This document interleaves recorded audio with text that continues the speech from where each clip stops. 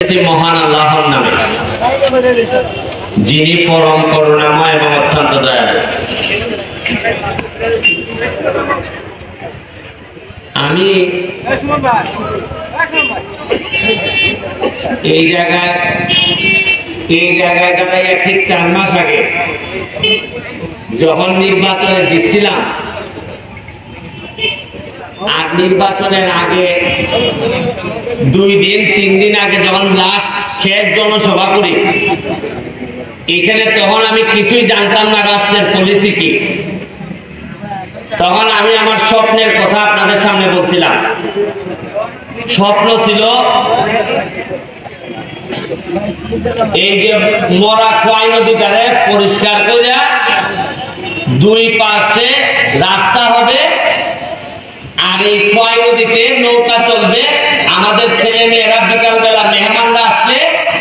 আমরা বেড়াইতে নিয়ে যাব ওই চা বাগানে, আমরা এই নদীতে নৌকা এবং স্পিড বোট চলবে। আমাদের কাছে আছে প্রায় 3 কিলোমিটার নদী। 3 কিলোমিটার নদী এইরকম সারা সিলেট বিভাগে জানা আছে কিনা আমার জানা নাই, কিন্তু আমরা ভাগ্যবান, আমাদের সোনারঘাটে আছে। কিন্তু আমরা দুর্ভাগ্য যে 3 কিলোমিটার নদী যে ছিল এইটা প্রকাশ পাইতে পাইতে আপনারা 40 বছর নিয়ে নিছি আমরা। এখন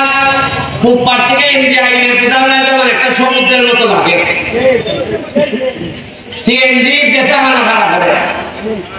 আমি যে জিগায় খানা করতে পারে জ্যাম নাকি সেদিকে হয় স্ট্যান্ড দেও।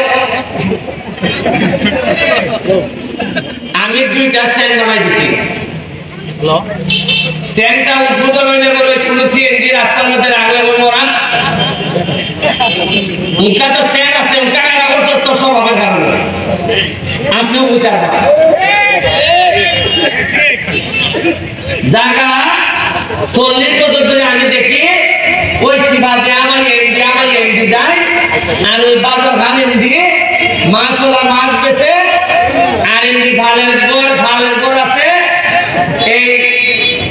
ওই সারা 15-20 বছরে আমার জানার মতো উন্নতি হয়েছে। ওই একটা পৌর মুক্তিযোদ্ধা 70 বানা দিয়েছে, এটা আরো কিছু জায়গা আটকেছে। আমি সোনারঘাট থেকে যখন রাস্তাটা গেছে তখন হচ্ছে আমরা সোনারঘাট থেকে একবার তেনা হয়ে ছেড়ে দিছি। আজকে মাধবপুর 100 জায়গা বেছে এরা 15 লাখ 20 লাখ, আর আমরা খালি তলের দিকে যাই। এখন ঢাকার থেকে এরা আমার সাথে যোগাযোগ করছেন কিতার লাগে। আমি বললাম যে আপনারা খেল লেগে ভাই, যে স্বপ্নের কথা আমি বুঝতাম দেখা যায় এই স্বপ্ন এরই আমার বলতেছে এই সরকার এবং এই রাষ্ট্র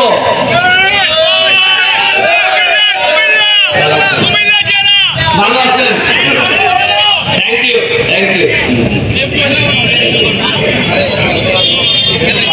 এরই আমার বলতেছে যে ভাই তোমার রাস্তাটা আমরা বড় করে দিব। কেমনে বড় করবা?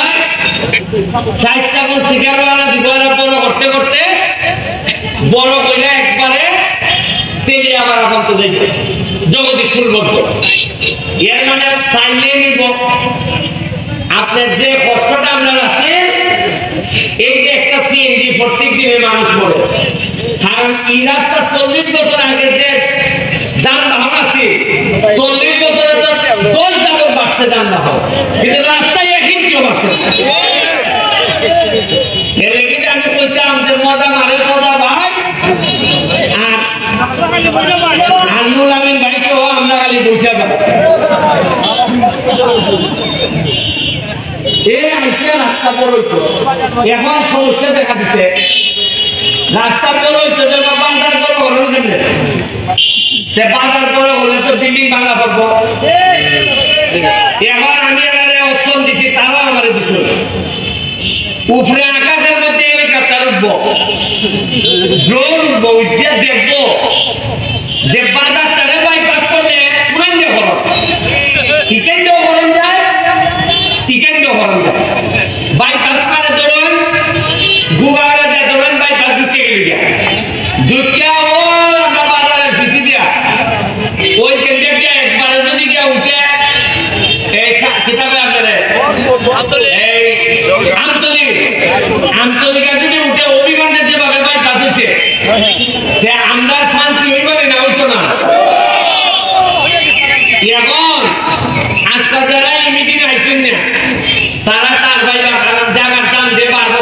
জানেন না তোমরা যারা মিটিং আইছো কিছু হাতটা করে জায়গা রাখা দেবো যারা মিটিং আমি যে ডাকছি এগুলো আইসিন গেছে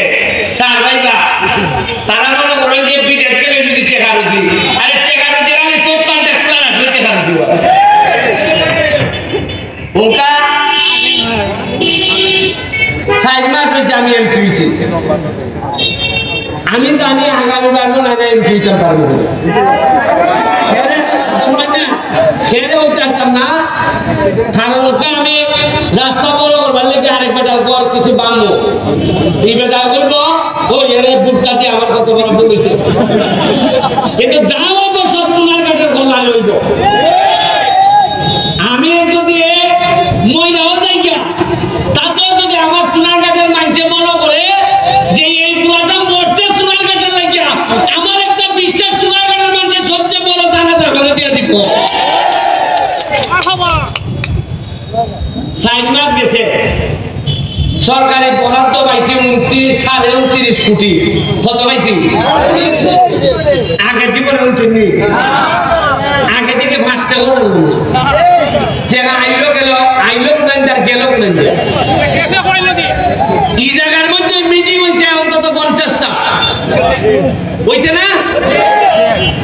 আর আওয়াজের যন্ত্রণায় মসজিদে নামাজ পর্যন্ত ভরণ গেছে না কিন্তু অত আওয়াজ হয়েছে টাকা বরাদ্দ হয়েছে এই আওয়াজটা থেকে উঠলাম না কোনোদিন কি কবার আমার দেব আপনারা যে আমি জানাই দিছি যে 29 কোটি টাকা বরাদ্দ হয়েছে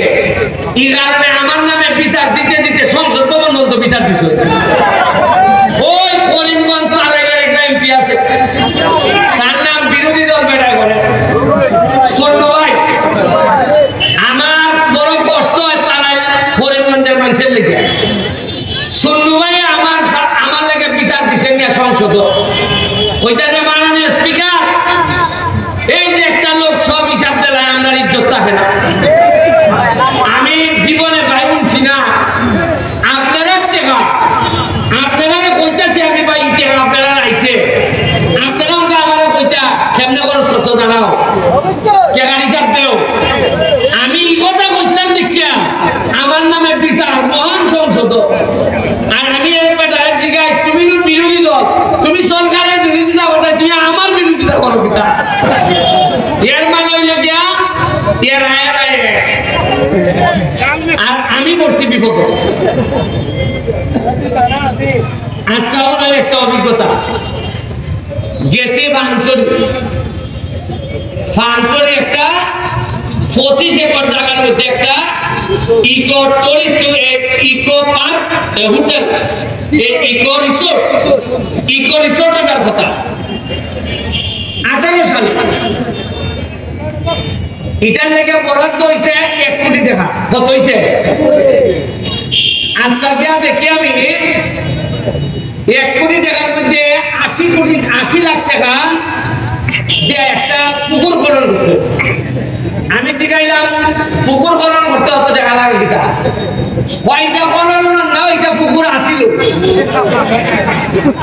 মানে পুকুর আসিল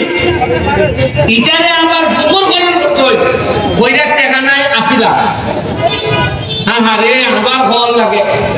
মজা মারে মজা ভাই আর আমরা খালি বুঝা ভাই 1 কোটি টাকা ওই 2টা চেয়ার টেবিল বানাইয়া শেষ খাইছে আমি আজকে কইয়া যাইতেছি যাতে আমার পরবর্তী প্রজন্ম যারা নেতা হইব এরা যেন আইয়া কইতে পারে যদি আমি 2 নম্বরে কইরা থাকি এরা যেন জানাই যায় তাতে সুনাইঘাটের মানুষের ভাগ্য বদল হইব এটা কিতা একটা মানুষের কয় টাকা খায় 40 এর বড় কোলেস্টেরলের ওষুধ লাগে রসুবা ভাই দেখনি এরবার ঠান্ডা লাগবে লাগে আপনার মন্টি লুকাস লাগেনি আর নাইলে খেলা 3 খান জিনিস দিয়ে লাগে ইনহেলার মন্টি লুকাস দেন